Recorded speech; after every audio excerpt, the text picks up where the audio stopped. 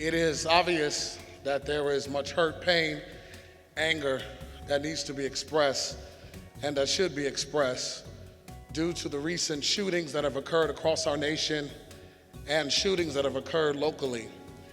But I think there's something that is missing, and that is dealing with the issue at hand, which is not necessarily the shootings or not necessarily our direct homeless issues or our boarded up and blighted up homes, but it's the systemic racism and hatred that is breeded into the fabric of our nation.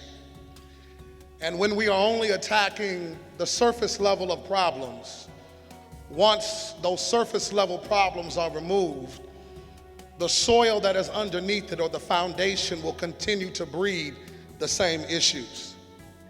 As a Black Baptist preacher, it is necessary for me to bring this to a conclusion before we start shouting in this church. The best way to do it, of course, as a preacher, is to give a wonderful analogy in the next minute. As Reza knows, my favorite movie is a 1994 film called The Lion King. And in The Lion King, we find the issue of race all breeded into an issue of animals as they come together at the beginning to hail the next king by the name of Simba. However, there is a scene that grabbed my attention.